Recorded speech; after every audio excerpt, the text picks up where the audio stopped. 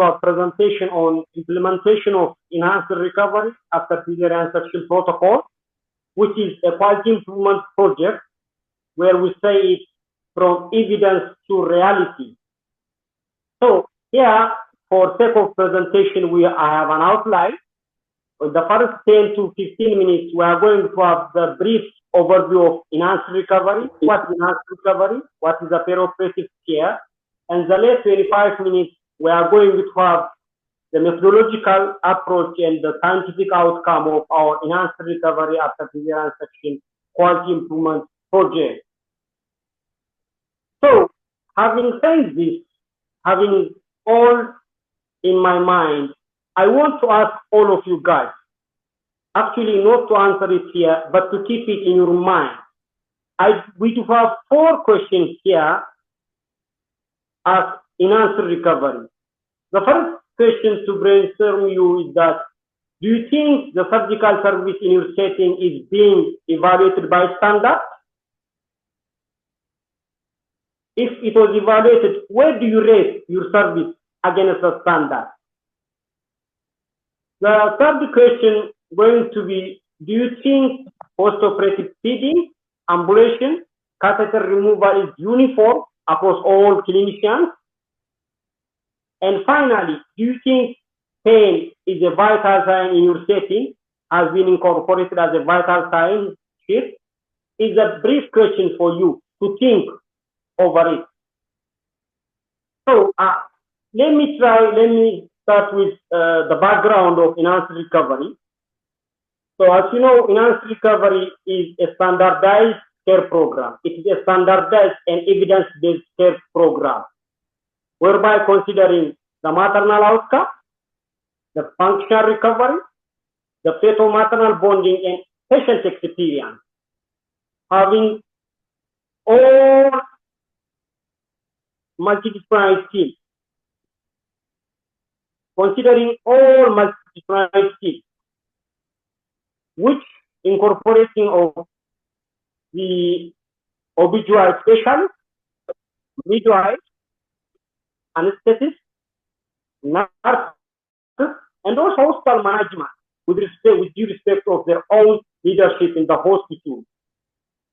So, having said this, why we are worried about Iraq? Why we say enhanced recovery, enhanced recovery? What is the aim?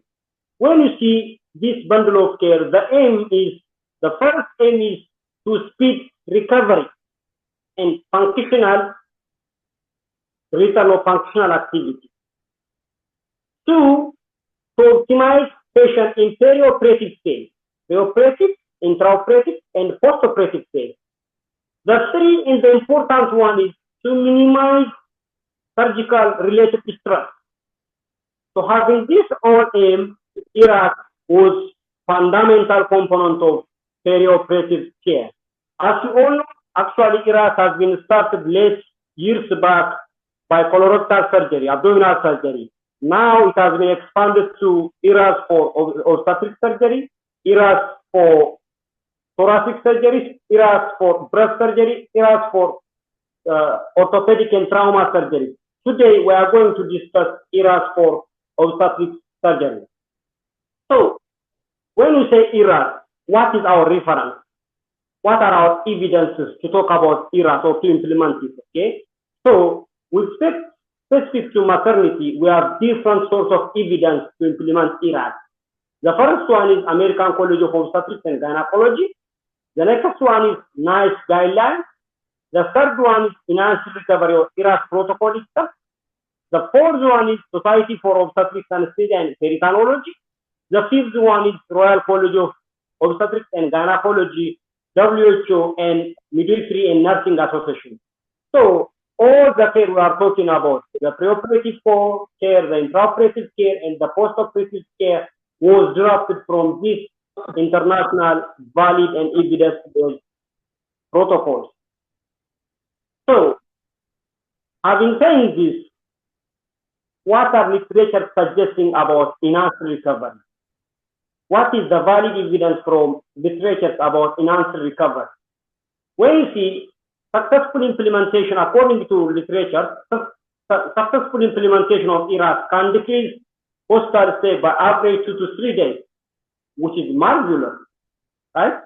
It can decrease post-operative complications up to 10%. This one is really significant.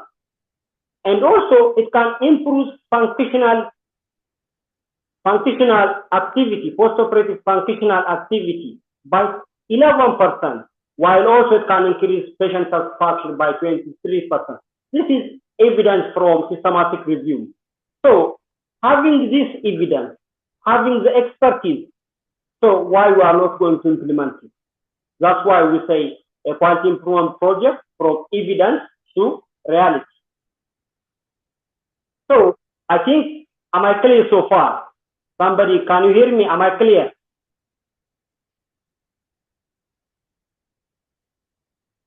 Yes. Very clear. Yes, Let's go. sir. Yes, you're clear. We can hear you. All right. That's very kind of you. So, having said this, what are the care bundles of enhanced recovery? What are really the current recommendations? So, the current recommendations are, as part of bundle of care, enhanced recovery incorporate utilization of WHO surgical safety checklist, evidence-based preoperative and intraoperative care, evidence-based postoperative care, and multidisciplinary team communication. So this multidisciplinary team communication is found to be an integral part of care, once again. So when we say evidence-based postoperative care, this is in the area of oral feeding, resumption, ambulation, catheter removal, and glycemic control. It's supposed to be evidence-based and uniform according to Iran. So let us see the bundles once again. Preoperatively, what's expected from us to do as Iran's protocol? One, preoperative patient preparation is supposed to be evidence-based protocol and patient supposed to have education. Two, we have to minimize preoperative NPO status. Traditionally, it was 8 hours. Now it has been decreased to 2 hours. Patients are allowed to take carbohydrate drink within the first 2 hours of surgery.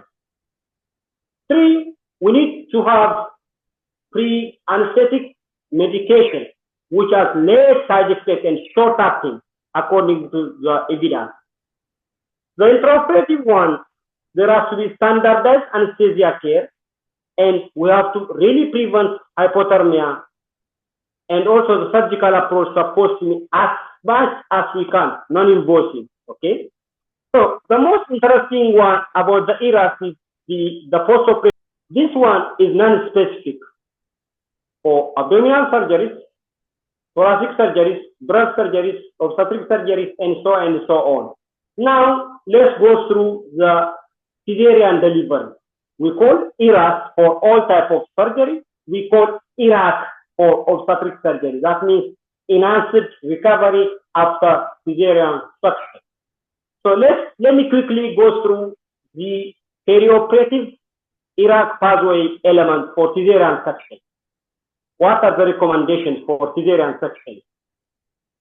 So the first one is, as I said, patient education.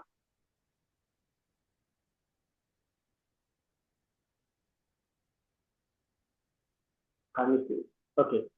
So the patient education for pregnant women is the first entity of preoperative care. Maintaining normothermia is the second care. Preoperative bathing and vaginal preparation is the third domains of care at the preoperative phase. And also WHO surgical checklist is also a bundle of care for preoperative phase, specific to cesarean section.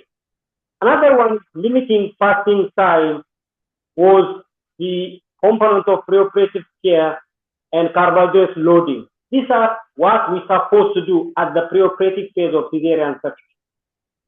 So let me quickly go to the intraoperative phase. For cesarean woman, choice of anesthesia is the fundamental when we consider the perioperative outcome. So literature supports regional anesthesia found to be the first in the list. When it comes to intravenous fluid optimization, the recommendation is that unless the patient bleeds or end up with hemorrhage, the maximum acceptable fluid for pregnant women is 1 to 2 liters of crystallose. But if the patient bleeds, we go for resuscitation protocol. Another recommendation, intraoperative one, is delaying umbilical cord for the baby. If we are not going to need neonatal resuscitation, if the fetal-maternal condition is okay, we are recommended to delay cord clasping for 1 minute to the maximum. This is why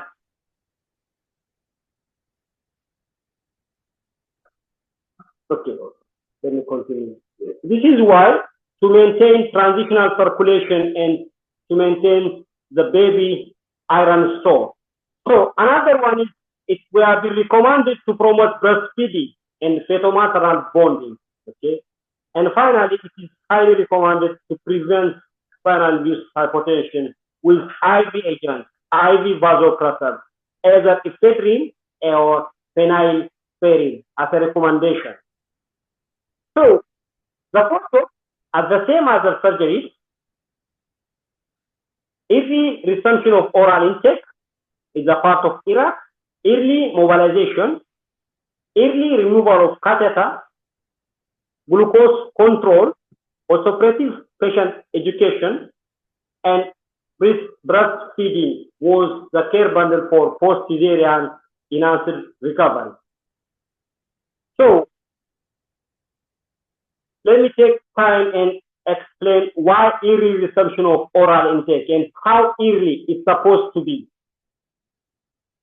So the recommendation is that oral feeding has to start as early as the first 60 minutes of surgery,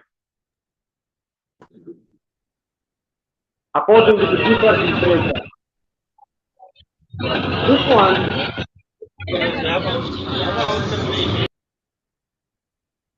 can you hear me, please? I know the network might not be good in all over the world. There must be check in the network. Please, somebody confirm if you are still following me.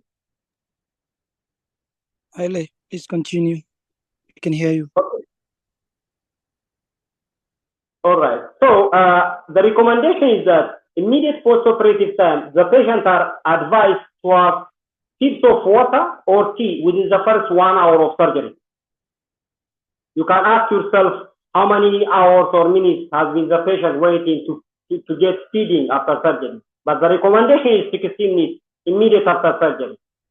And the patients are advised to take fluids or juice within the first 4 hours of surgery. And the patients are advised to have regular diet within 6 hours post-operative period. This all recommendation came from ERA's NICE guideline and WHO also. So another recommendation as per part of the post-operative feeding is the new paradigm, chewing gum. Once again, I want to go back to ask you guys, how many of you gave chewing gum for the patient at immediate post-operative phase? So chewing gum found to be an excellent aspect of post-operative oral feeding to stimulate the GI motility as early as we can, because it can stimulate the vagal activity, it can cause increase in GI motility. So chewing gum is advised and recommended with high-level evidence all over the surgery, including cesarean section. So mobility is recommended to start within the first 4 hours of surgery, according to the evidence. Within the first 4 hours, the patient is supposed to start mobility on the bed within the first 4 hours, off the bed within 8 hours. So once again, I want to know how you have been mobilizing your patient.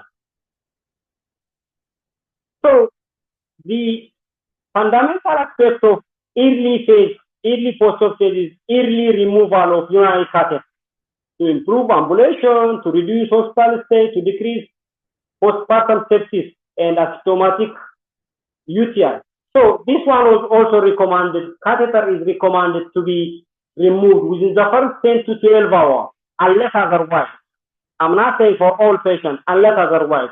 Patients with prolonged obstructive labor or prolonged active labor of phase might expected to have extended period of time with catheter.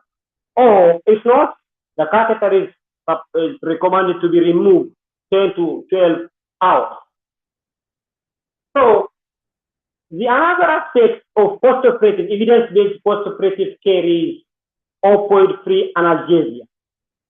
As you all know, as most of anesthetists especially knows, and even the surgical teams, all the nurses, opioid has tremendous side effects, adverse events. So currently, the pain management is advised to be opioid-free analgesia. So we're supposed to minimize opioid as much as we can.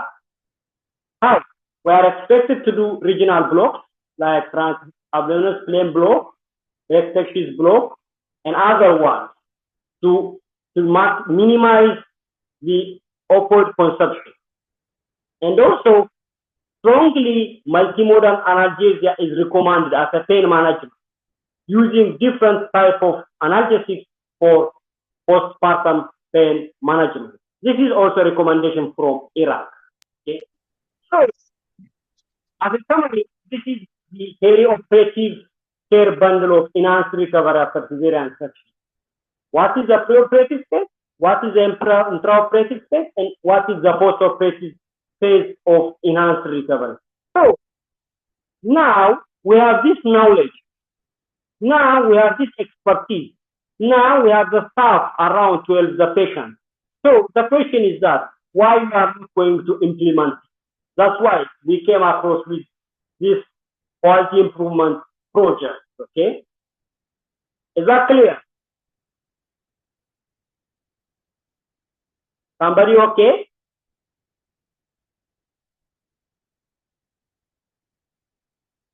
Yes, absolutely. You can go ahead, Hailemariam. Wonderful, nice. So now, this is the overview of enhanced recovery. Now I'm going to my second part about our TY project. Okay. So as I said earlier in the first start of the presentation, our TY project, the title is called Implementation of Enhanced Recovery After Cesarean Section, a quality improvement project from evidence to reality. We have the evidence, now we are integrating to the real world. That's why we say from evidence to reality.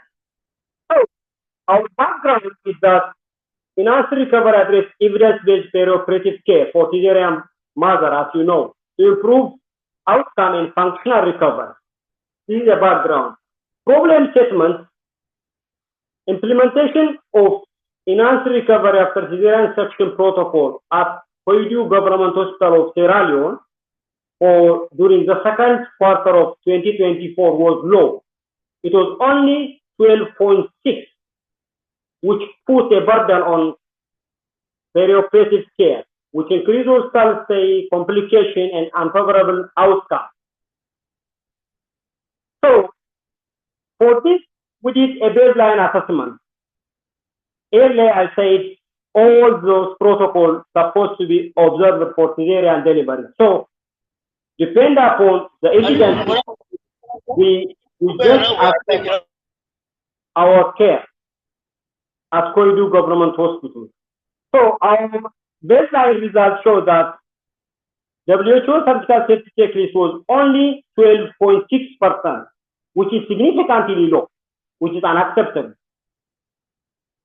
Only 11.4 patients were given regional analgesia as opioid-free analgesia, which is really unacceptable. Most importantly, no patient's pain was documented and recorded as a vital sign when we start.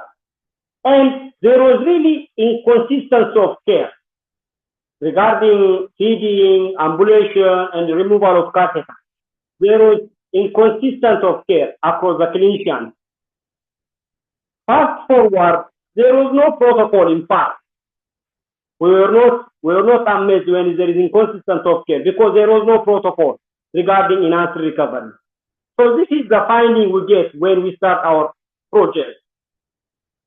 So for this, as a KY methodology, we use the fishbone diagram to see why our adherence to the protocol is low, why we have these problems, what is the root cause. Okay, so we found that root cause from service delivery, from system, from leadership, from patient-related factors also, from service providers or healthcare professionals, and also from resource-related issues. So most importantly, the problem was lack of awareness, lack of protocol, lack of monitoring and evaluation, lack of checklists to check the routine activities, and sometimes lack of motivation and adherence to patient care from clinicians or all the surgical teams, and also patient-related factors. Sometimes the emergency case overload was also a factor to not to adhere to the protocol. These are the fishbone analysis for root cause analysis, for root cause of low adherence to the protocol. Saying this, our end statement, we TORG-SL team aim to improve implementation of enhanced recovery from 12.6 to 70%. 70% following cesarean section within 6 months of period. Okay, so our population unit was all pregnant women underwent cesarean section at Koidu Government Hospital as a population unit. The QI methodology, we used standardized QI tools, as I said earlier, such as fishbone diagram, priority matrix for the root cause analysis. We use 3 series of PDA cycle for the implementation, where we are tracing the impact analysis. So the QI setting, the setting was Koidu Government Hospital, maternity prenatal ward, maternity theater, and maternity postoperative ward. Our data collection method was daily chart review of cesarean woman and weekly care review. And finally, monthly multidisciplinary meeting was a source of data collection. So let me clearly go with our implementation strategies, model for implementation, and change ideas. I want you all to give me your attention here. So what we did was, the first thing we did was we formed a multidisciplinary team. This team includes OBGYN specialists, emergency surgical officer, anesthetists, midwives, and nurses. After we formed the team, the next thing we did as implementation strategy was to design evidence-based protocol for perioperative care. We designed protocol for WHO certification checklist. We designed protocol for pain assessment and management. We designed protocol for handover and discharge, including admission.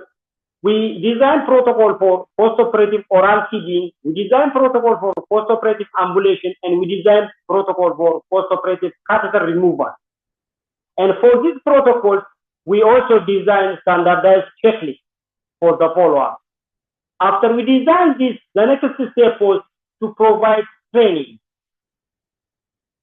We provided training about 3-4 cycles of training regarding the preoperative care, the operative care, regarding pain management, regarding WHO certification checklist, regarding multidisciplinary team communication. And finally, after training, we went to the implementation, and we were evaluating our implementation daily, weekly, monthly, and also quarterly manner.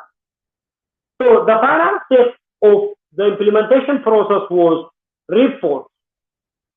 We had monthly multidisciplinary team reports for the hospital and for clinical caregivers, and also quarterly audit review report.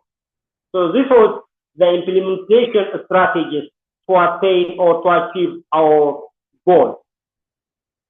So this is the priority matrix because that doesn't mean you have 100 problems, you are going to overcome all your problems. No, we just prioritize our change ideas. Which one is feasible? Which one is important? How important it is? How feasible it is? According to our feasibility and importance or matrix or priority matrix, we set this as change ideas. So this is the intervention that has been implemented. Standardized protocol, training, incorporate pain as a vital sign to initiate regional analgesia as opioid-free pain management. So this has 4 rounds of training has been given, was very interactive and wonderful. About 68 maternity teams were trained, including medical officers, surgical officers, nurses, midwife, anesthetist, assistant, and so on. We gave 4 such circle training. And as you see the results from the training, which is evidenced by pre and post-test exam, the training provided us 20 to 25% change in knowledge and skill about enhanced recovery, which is evidenced by their pre and post-test exam. So, having said this, so what was our outcome measure? What was our key performance indicators to say we are improving or we are a long way to go? To say where we are, what we are going to achieve, okay? So our outcome measure were percentage of adherence to enhanced recovery as an outcome, duration of hospital stay as an outcome, rate of postoperative complication as an outcome.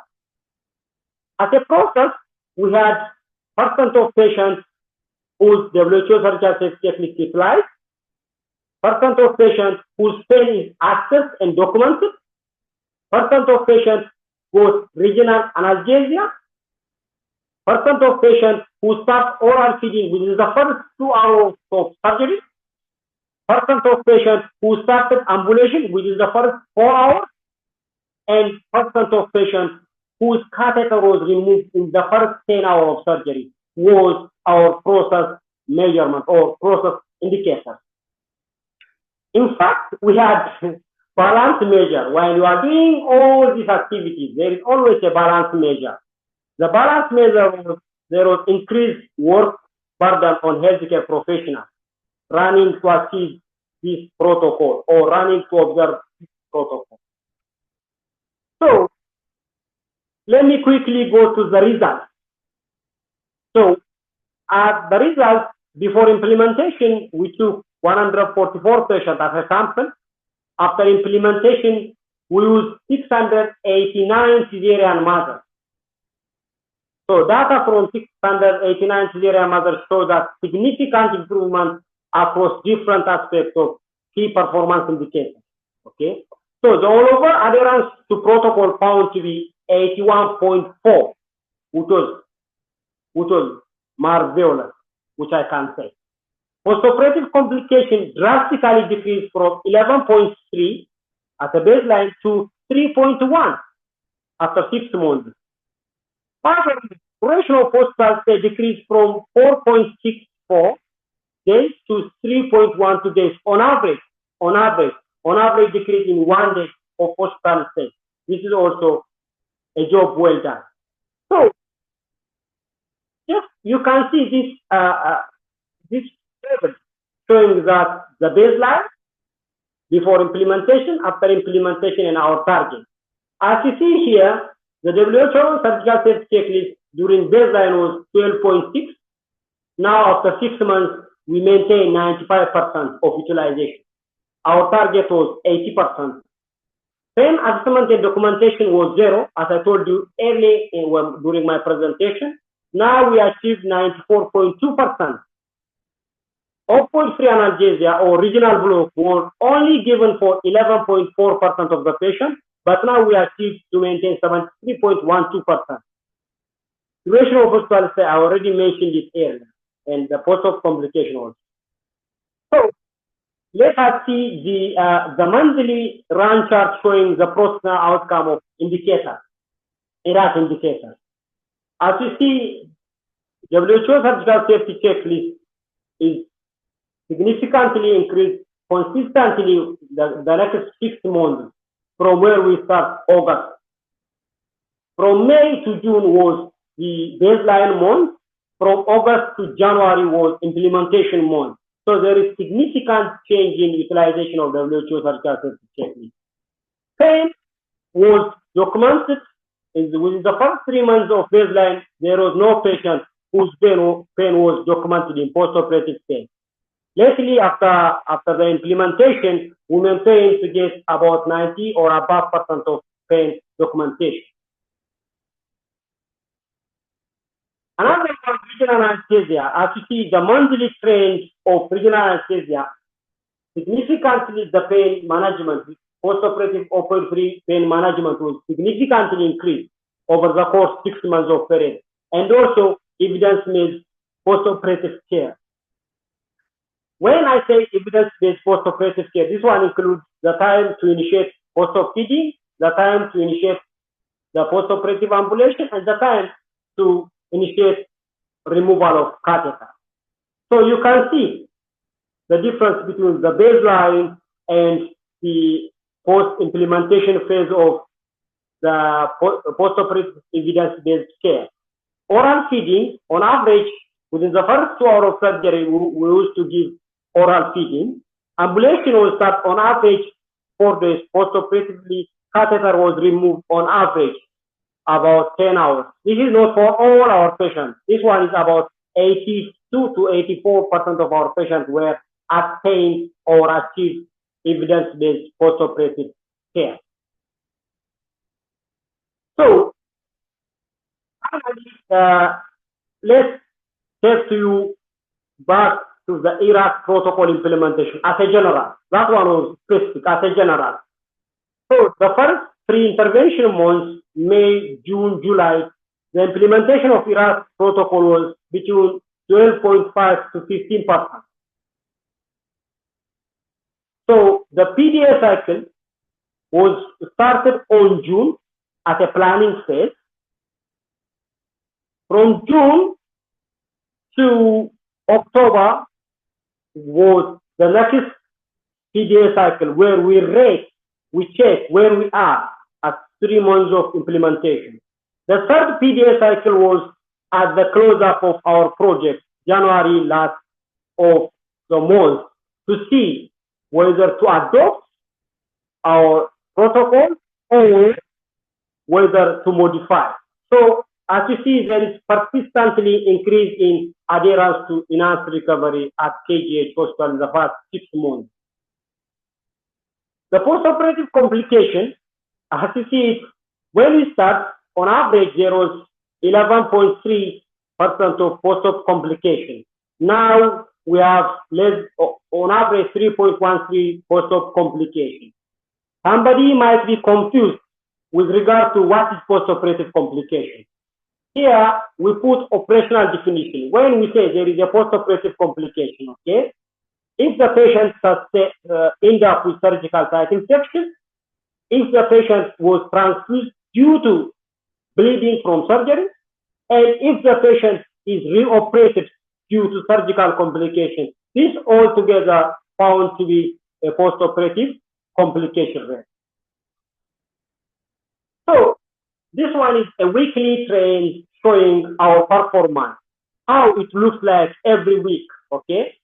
From the baseline to the last week of January, our adherence was significantly increasing, except there was a week where we had low adherence when compared to the previous one, where we applied the second PDA cycle.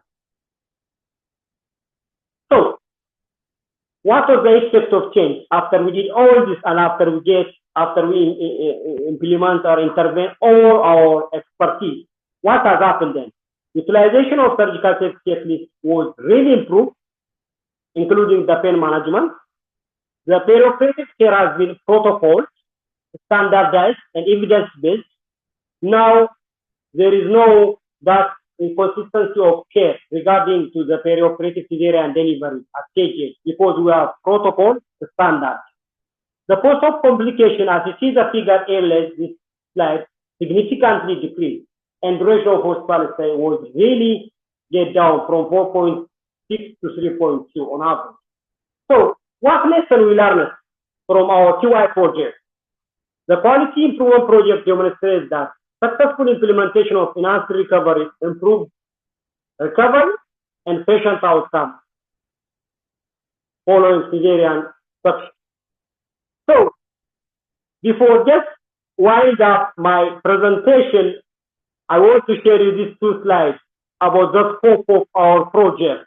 We did our project. Then what has happened after that? So, we have been invited to present our findings on Sierra Leone Falls National Quality of Care, so which was an insight for clinicians all over the Sierra Leone to implement enhanced recovery. We also present our findings on partners in Sierra Leone, CY Research Symposium, where we have been awarded.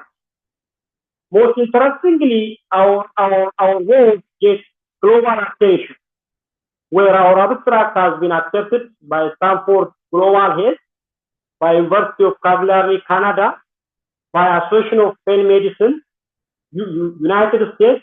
All 3 or 4 place abstract has been accepted for the presentation, and we are waiting for the visa to go and disseminate.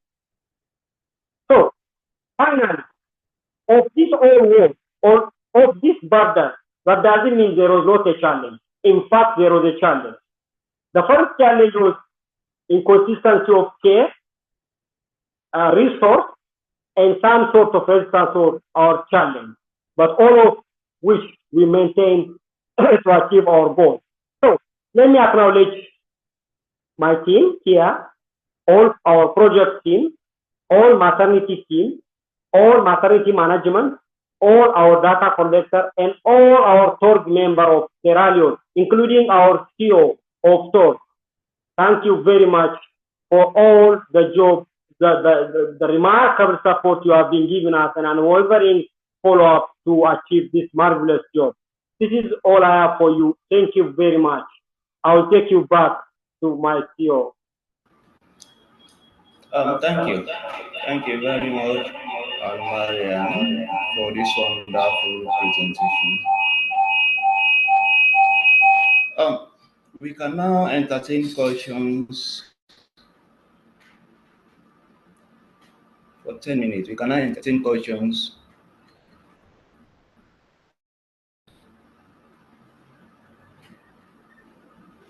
So, the first question here is from Justina. She asked, what are the major factors that can prevent early ambulation of post-operative patients? So this is the first question from Justina.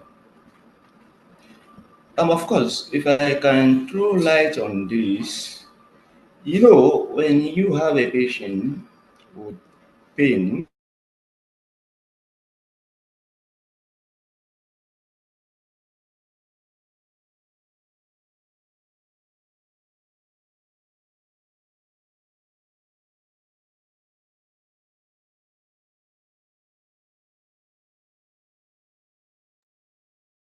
Mr. Chairman, I can't hear you from my end. I don't know if it's the same for everyone.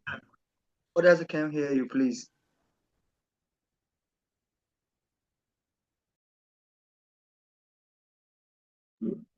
Okay, sorry, my chairman has an issue in the internet. So let me go with the question that has been written here. The first one, what are the factors, the major factors that can prevent early ambulation post-operative? Yes, the first factor which prevents early ambulation was pain. If the patient has pain, it is physiologic for them to mobile. So that was a factor. The second and most important and most overlooked one was hypoglycemia. Extended preoperative fasting and extended postoperative feeding was the major factor to prevent early ambulation.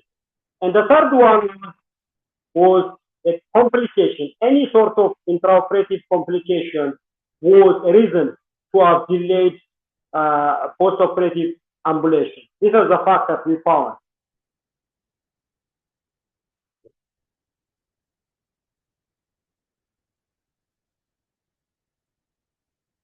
Okay. So here I have another question. How do you choose a topic? Do you use priority matrix? Yes, of course. For interest of time, we did not bring here our priority matrix for topics. Yes, we had priority matrix. Actually, it was not enhanced recovery our problem. We had a lot of problems. Like documentation was our problem. ANC follow-up was our problem. Decision to delivery time was our problem. With all we problem at maternity, we came together and we did priority matrix. So for topic selection. Finally, with the priority score, we came across to choose the enhanced recovery because it gets the highest point of priority.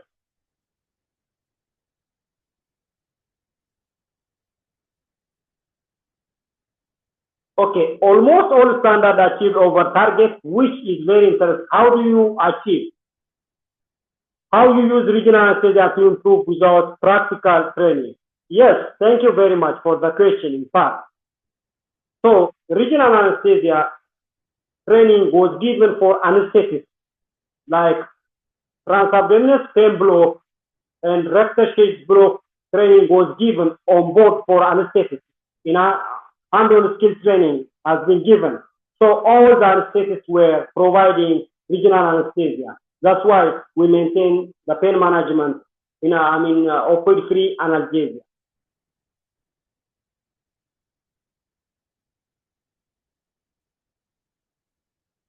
Okay. Any question, please feel free to drop it down so that we are going to answer it.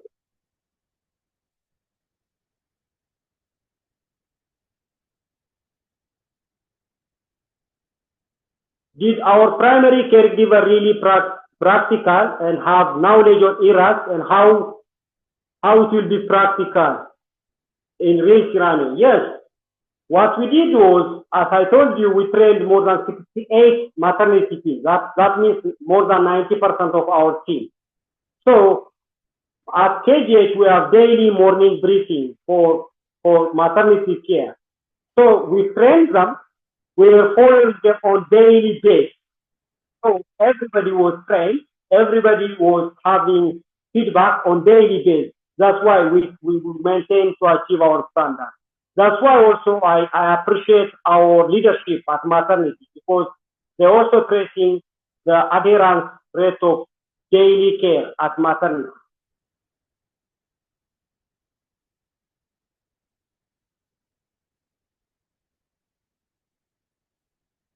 Questions are flooding. So you write it down. Okay.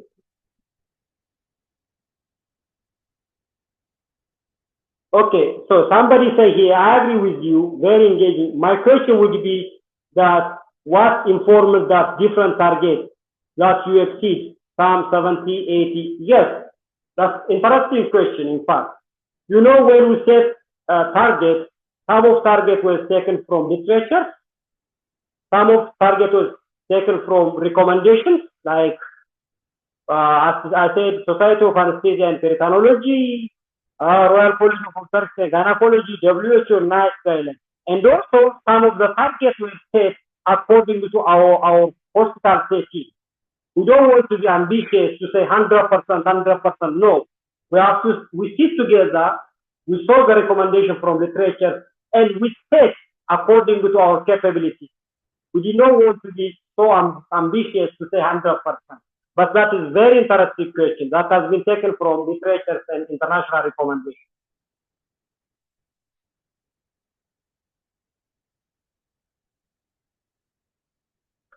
So the question here, general anesthesia. Yes, we had. Sorry to bring all the results might be exhaustive for you.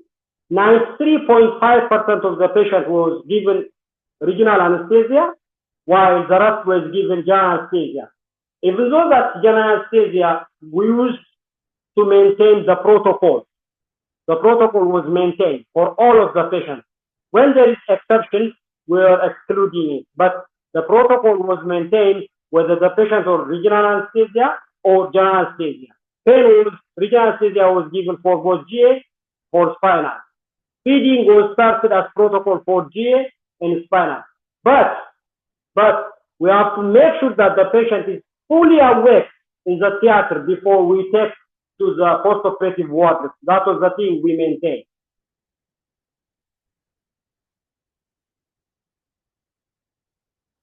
Okay, was spinal-induced hypotension given based on your local guideline or treated if hypotension? For spinal-induced hypotension, here the protocol what we changed, we gave for all patients prophylactic vasopressor.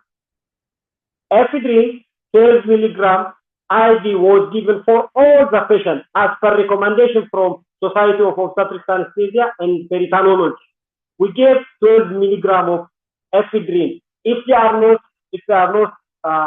contraindicated for the medication. So this is one of the main protocols we maintain throughout the cesarean time for all our patients. Thank you very much for that interactive question.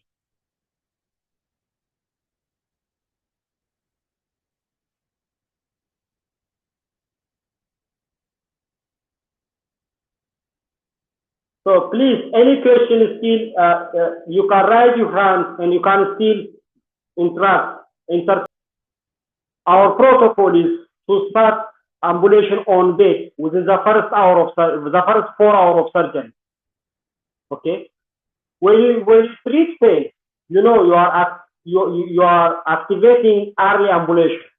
So the pain management was an adjunct to start early ambulation. Okay. So that's why, unless you treat pain, none of the patients will start ambulation in the first 4 hours. So the intent is that to maintain that 4 hours, we have to treat pain as per the standard, mostly opioid-free analgesia.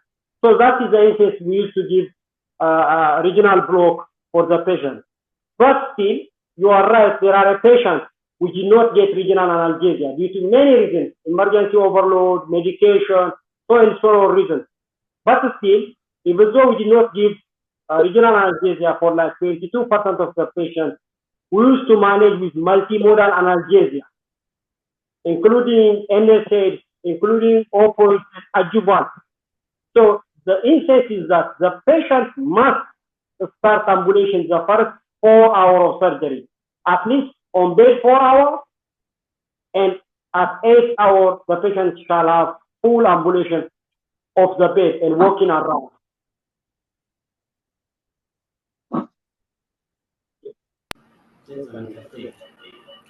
So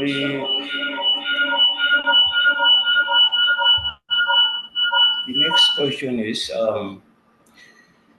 from Ali.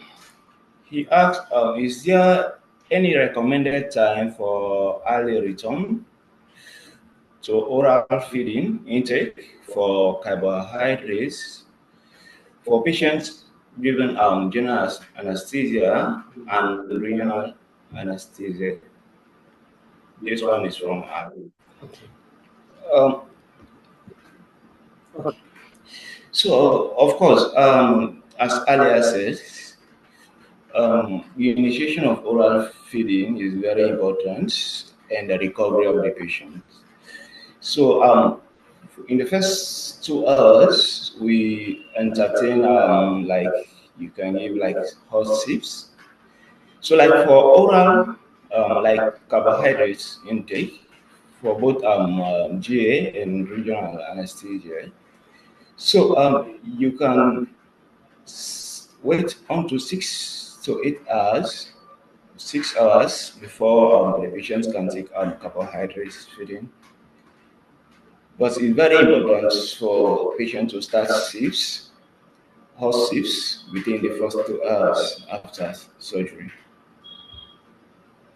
Thank you. Okay, thank you. The recommendation is that patients should start oral tips within the first 1 to 2 hours most probably 1 hour oral tip. Okay, whether that is general anesthesia or regional anesthesia. What matters is that we have to make sure that the patient is fully awake if she is given general anesthesia. She must be fully awake to transfer to the ward, right? After full recovery from anesthesia, once the patient came to post-anesthesia care unit, we used to give them chewing gum within the first hour. We used to give them chewing gum, which is there was designated person to give in the post-operative ward. Chewing gum within 1 hour. Then after tips within 1 to 2 hours with hot water. At 4th hour, we were recommending them to take this soft drink, carbohydrate drink, juice like. After 6 hours, the patient shall start full oral feeding. That is the protocol. That is the recommendation from literature and guidelines. That is also what we endorse at Koidu Government Hospital. Thank you very much. Anybody, any question, you can entertain, please. So, yes. The next question from Jimmy. He asks, do you think your QI projects can be propagated? Your QI projects can be propagated to other countries through collaborations, educations, training, and what could be the possible hindering for fostering these factors? Thank you very much, Jimmy. Okay, thank you very much. The expansion and propagation of the this QI project is one of the mandatory and compulsory things we are expected to do. We don't want to enclose ourselves in small states, right?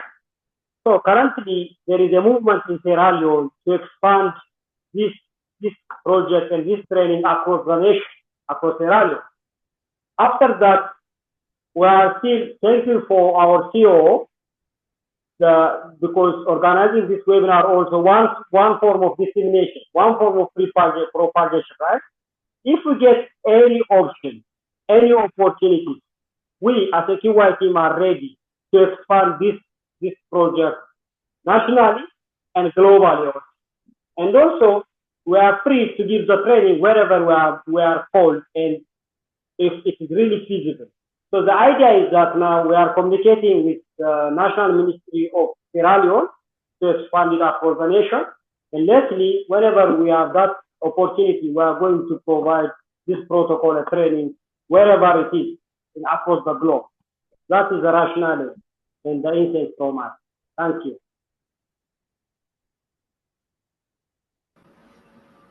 Thank you very much, Hailemariam. So,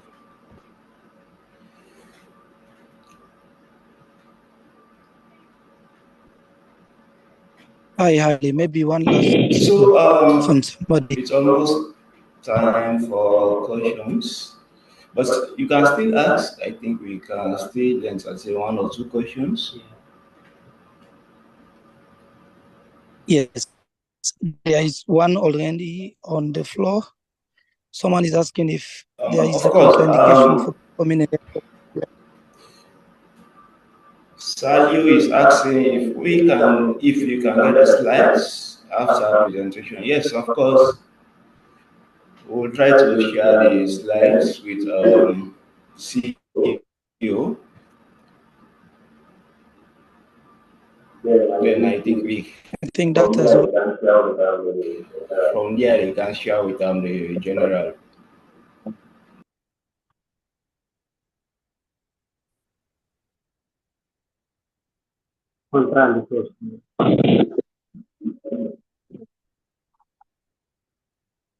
So Solomon Sa is asking, is there any contraindication to perform rectal block? Yes, the indication and contraindication for regional block, as you all know, is universal, right? If the patient refuses on a constant to get regional block, that's contraindication. If the patient has reaction or hypersensitivity for anesthetic agent or local anesthetic, that's contraindication. Okay. If the patient has severe coagulopathy, that's contraindication, right? And there are relative contraindications. In fact, if the patients are too obese, you might not use the anatomic surface to do block. That's also relative contraindication. If not, still you can do the block. Thank you very much.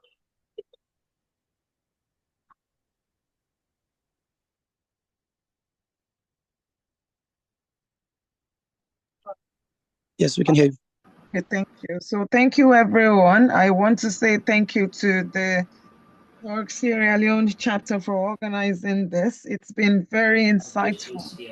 In fact, the project is a really good one. I think it should be scalable, not just in Sierra Leone, in every country. Every single country should be adopting that and should plan to start the training as much as possible. We could see from the result to the implementation to the post, even post research after the implementation, we could see the fantastic outcome, not just to staff, but to patients.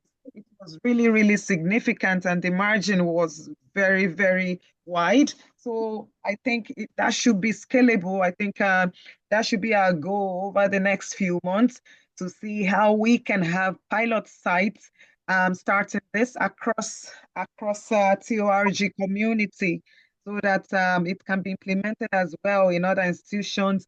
And I know that leaders are hearing this. Leaders, if you are a manager in your department and you think we can start something like this, definitely you might need to liaise with the administration of your hospital, and we can see how we can facilitate training either in person or virtually. Definitely something that we need to look into. We saw the QIPs, we saw the fantastic results and everything, and even the significant feedback from the comments, from the questions. You could really see that the protocol is something that we need to implement, especially in low resource settings. So I must really say thank you to the speaker, Hailemariam. Thank you for taking all the time, for taking the time out of no time to actually put all of that together within short period. And thank you for presenting that to the community. I think more people need to hear this. We need your voice to be heard more across multiple groups in international NGOs, so that we can see how we can bring even international organizations to partner with us on this, and see how we can implement that in other institutions as well. So thank you so much, everyone. I must say also thank you to everyone participating from different countries all over the world. Thank you to all the executives, and thank you for organizing this session. Okay, thank you very much.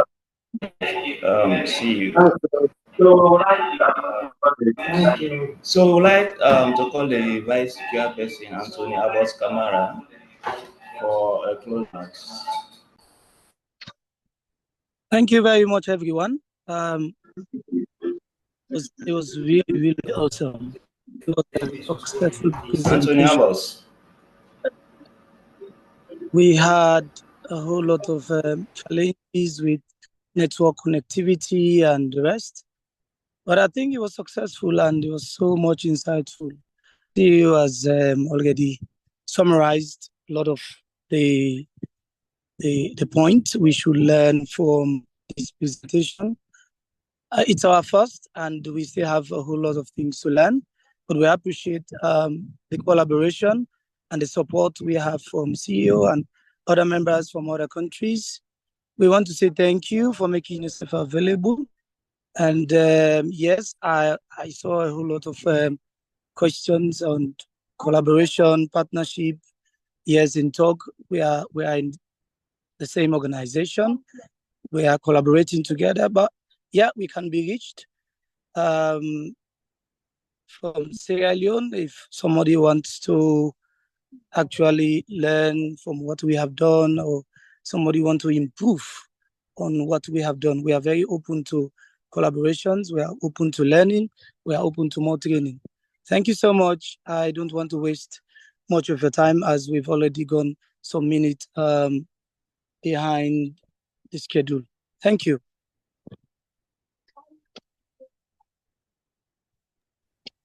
Thank you, everyone. Have a nice day. Bye.